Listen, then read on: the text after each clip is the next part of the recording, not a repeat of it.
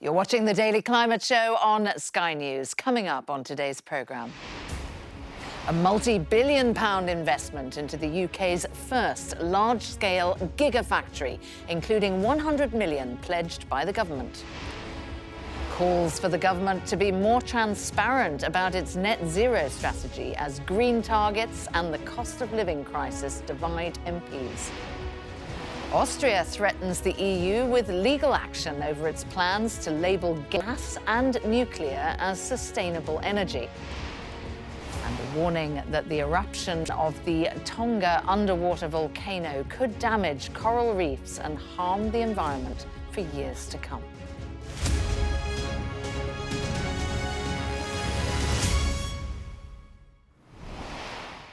Hello and welcome to the UK's only daily climate news show, where we track the changes happening to our world right now and we challenge those coming up with the solutions.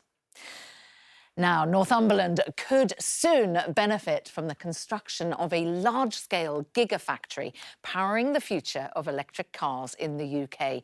The project is expected to create up to 8,000 jobs, producing 300,000 electric vehicle battery packs a year and cost £3.8 billion. 100 million of that will be funded by the taxpayer. The business secretary, Kwasi Kwarteng, told Sky News that it's a once-in-a-generation opportunity. This is a global competition. Every other country, advanced manufacturing country, is giving subsidies, is giving breaks to companies to invest in electric vehicle manufacturing. And this is a once-in-a-generation opportunity. If you haven't got any ability to make electric vehicles, you're never going to build that. And you've got one opportunity to do that in the early 2020s. Well, Sky's business presenter Ian King has been speaking to the executive chairman of British Volt. This agreement with Aberdeen Tritax is very good news for British Volt. It brings the business some £1.7 billion worth of capital in a project that is likely to cost in total some £3.8 billion. Now, British Volt says it's going to access the remaining capital either via a stock market flotation in the fullness of time or by accessing the debt markets. Now, the reason that we need these gigafactories built in the United Kingdom is because they are going to be critical for supporting the British car-making industry as it transitions to electric vehicles. It's been estimated that we need something like 90 gigawatt hours of capacity per year if the British car industry is to have a sustainable future. That means around 8 sites in total. We currently have some 2 gigawatt hours worth a year of battery making capacity, so the race is on to build more. Now, British Volt says that once it's up and running, it should be able to offer around 30 gigawatt hours worth of capacity on its own. Other sites that have been talked about include one in the West Midlands, close to Coventry Airport, and one in Somerset. But as I say, around 8 of these are going to be required in total. Well, earlier on, I spoke to Peter Rolton. He's the executive chairman of British Volt. Here's what he told me. The challenge really is that the sites are difficult to find. I mean, we've got 230 acres there in southeast Northumberland. You need a huge grid connection. The manufacturing process for lithium-ion batteries is very, very energy intense. They're not the sort of things you need to bring together to get a good site and not very readily available. And of course, land price in the UK is a big challenge as well, because, you know, employment land in, say, the Midlands and South East, you know, is typically now £1 million an acre. We bought the entire 230 acres in the North East for £4 million. So you can see that you really have to sort of pick and choose your locations to make these things work. Now, you might remember that earlier in the week we brought you the story that's rumbling on of divisions within the government over its net zero targets. Well, as inflation rises and the cost of living crisis casts a dark cloud over many UK households, there are concerns that keeping energy bills down will impact the green agenda. And today, the Labour Party has questioned the credibility of the net zero strategy after it refused to publish details of its climate policy, saying that ministers need to be open with the public. Sky's Hannah Thomas-Peter has been speaking to Conservative MPs and business owners worried about the consequences of rising prices.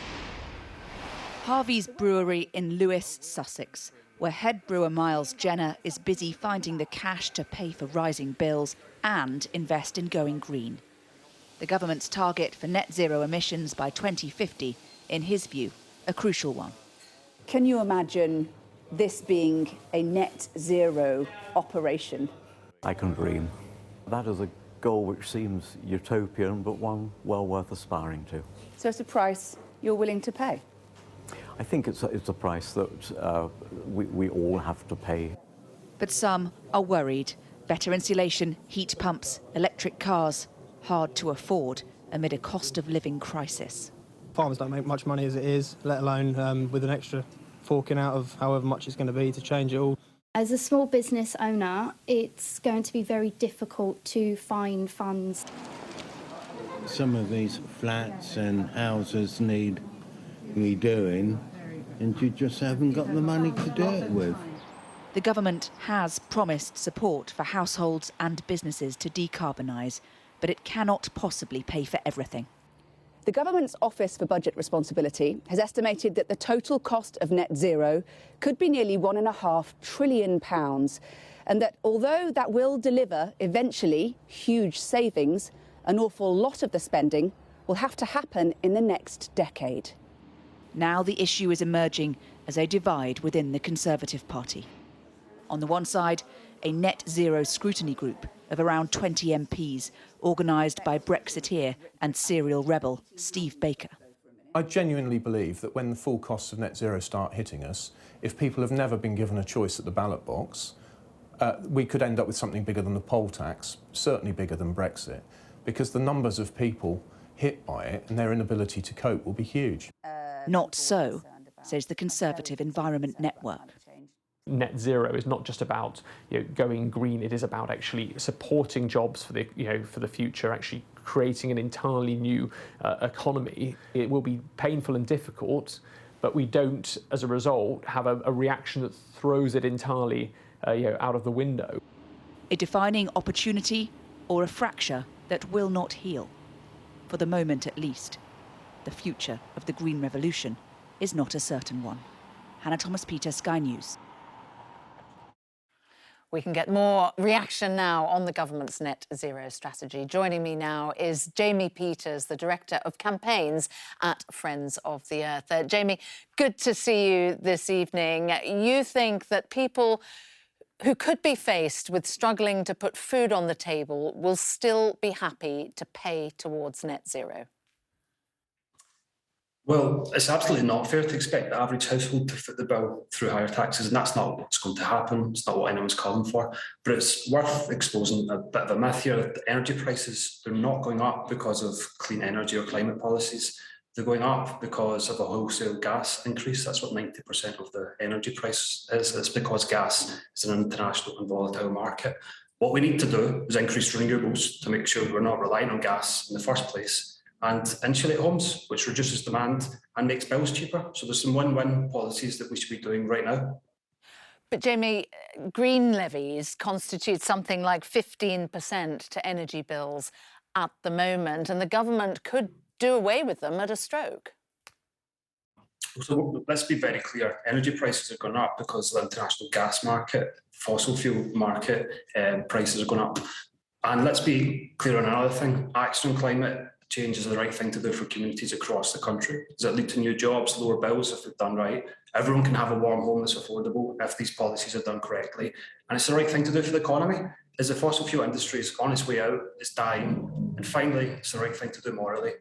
Overwhelming majority of people in this country want the UK to be a climate leader, and it has to be. Well, now let's show you our data dashboard for a moment. Here you can see Great Britain's real-time power mix, and it's showing us that gas is currently making up 52.3%, coal coming in at 2.4%, and renewables, of course, like wind and solar, coming in at 21%.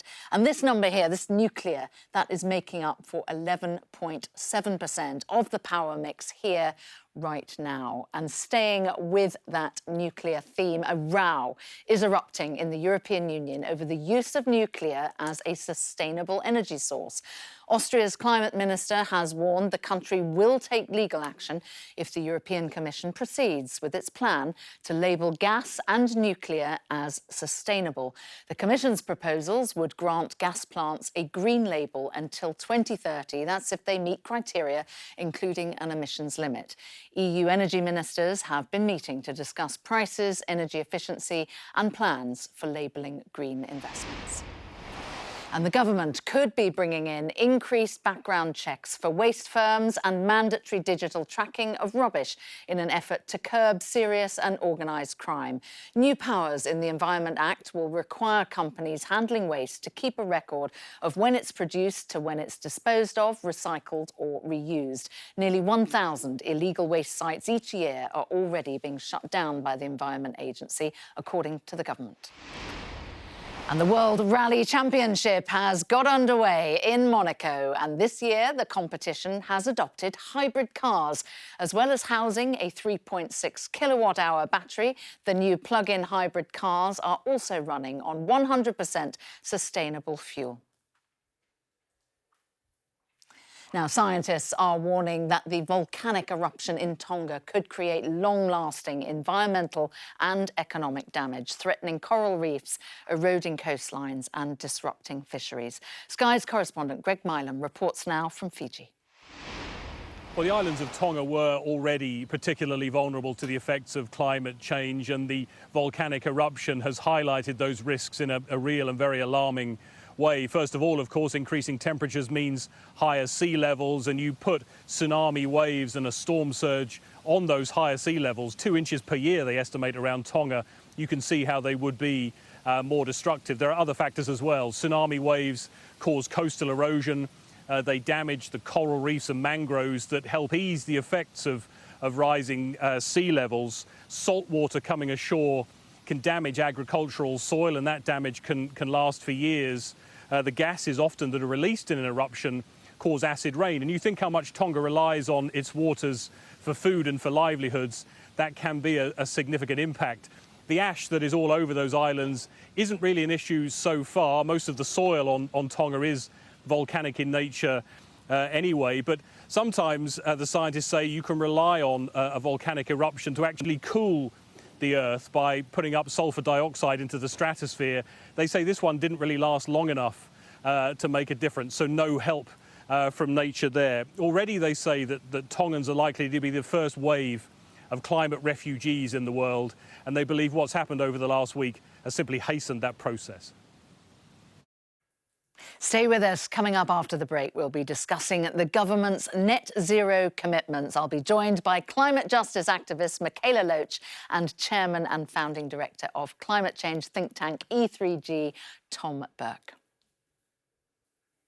Hello and welcome back to the Daily Climate Show on Sky News. And we're getting straight to discussing the climate issues of the day with climate justice activist Michaela Loach and founding director of climate change think tank E3G, Tom Burke. Good to see you both this evening. Now, the Prime Minister's loss of authority and potential loss of office is an open invitation to candidates to succeed him to seek support by abandoning his high-profile green policies. Now, I'm hoping you might recognise those words, Tom, because you wrote them. How big a problem would you say is the current political theatre for the green agenda now in the UK? I think it's a real problem on two counts. One, because the Prime Minister has made it such a signature issue for him, then it becomes an obvious target, as I've said, for those people who want to succeed in him. But that creates an uncertainty which also undermines the willingness of investors to invest in driving us forward on the way to a clean and green society that we, I think, want to build. So it has two impacts really on us. And Michaela, the PM's big showpiece, of course, was COP26 not so long ago in Glasgow. Once the world's media all packed up and went home, would you say it achieved anything other than what Greta Thunberg would call blah, blah, blah? So I think that I can't say that COP achieved nothing at all, but I do think that it was more of a press conference for world governments to make themselves seem like they're doing more on climate than they actually are. And I think that we haven't actually seen kind of the ambition that was talked about by this government followed through afterwards. Boris Johnson might talk a lot about climate and say that it's a big priority, but actually in action, the UK government is still promoting fossil fuel production in the UK. It's still approving new oil fields in the UK, which is ridiculous. And also its tax regime actually is hugely beneficial for these oil companies. That actually means that the UK in the North Sea is the most profitable country in the world to extract oil and gas, which is completely not compatible with any sort of climate leadership. So I would be kind of cautious to make out that Boris Johnson is a great climate leader, given all of that.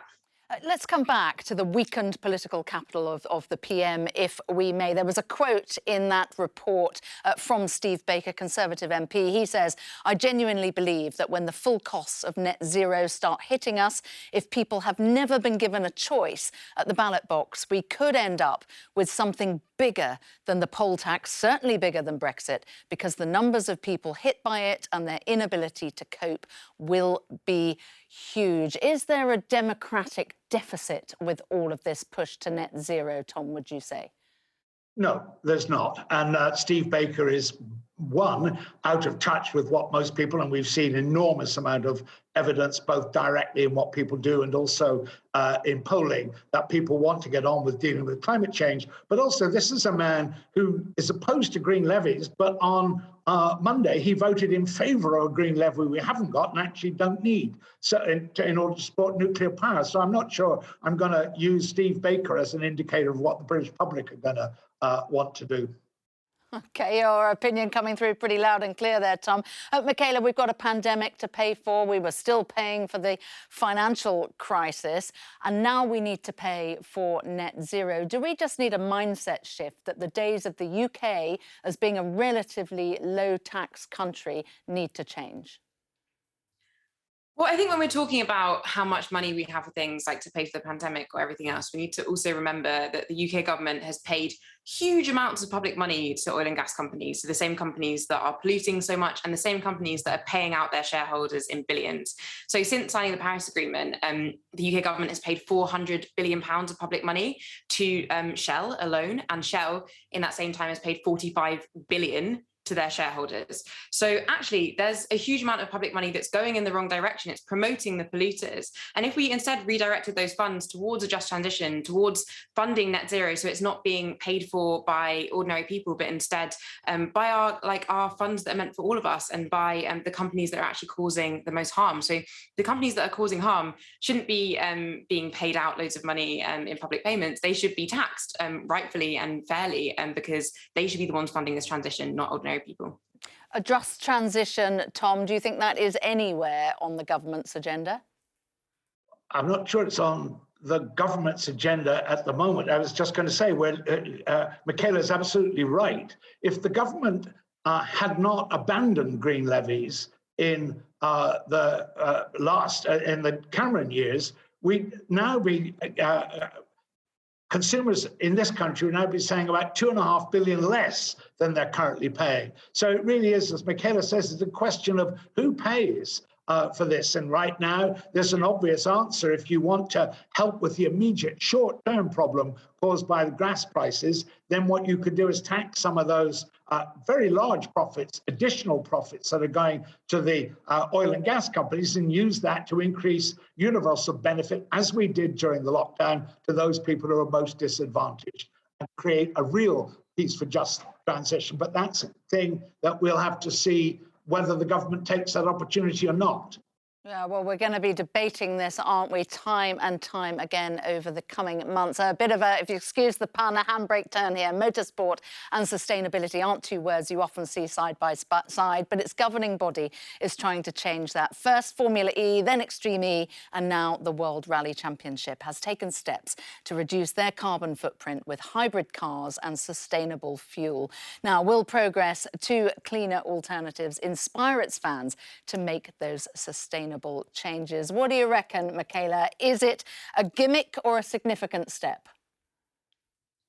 So I think we need to be talking about climate in all sorts of spaces. I am not someone who watches motorsports, so I'm not as aware of kind of that whole sphere. But I think it's good that those conversations are happening and starting, because we can leapfrog from there to how do we actually make our transport systems more sustainable? So I think that rather than it being kind of about these techie solutions that maybe seem really exciting, it's about talking about like public transport as well, and like our public transportation systems, and making those greener, and also focusing on those rather than just individualized electric vehicles. Because we even saw earlier in the program people talking about their fears around having to buy things like electric cars that can seem expensive. Well, how about instead we have public transport that is affordable for everyone, is accessible for everyone, and that everyone can actually use, and focus on that more than the things that seem like flashy and expensive. But I mean, it's good that these kind of spaces that might not be normally climate spaces are starting these conversations, as it's a good way that we can talk about these other things. Tom, has Michaela just hit it on the head there? And do we do too much fetishization of cars? And really, we should just be viewing them as a mode of transport, a utility, essentially. And only when we've had that mindset shift can we start to move towards net zero. I think she has hit it on the head, and I think we shouldn't expect all change to be heroic. There are going to be marginal changes, and it's good to see the motor industry, and particularly the motor racing industry, saying that it has a part to play and it's making marginal change. Won't save the world on its own, but what I think is really interesting is it will get a whole lot of people who don't normally spend very much time talking about climate change talking about it, and that's a good thing. Yeah, even we don't know much about cars, but we're talking about cars and sustainability. Michaela, final question about sustainable fuel. Why are we even talking about that? Shouldn't we just be talking about going from combustion engines to electric? Yeah, I think that's interesting. And I think that there's a lot of time, I think there's this kind of, I guess you said before, fetishization of these like newer things and these heroic kind of seeming things, and this new tech. I think that it'd be great if we focused a lot on the things we already have now and making those practicable and allowing other people to access them, rather than focusing so much on these things that don't exist yet.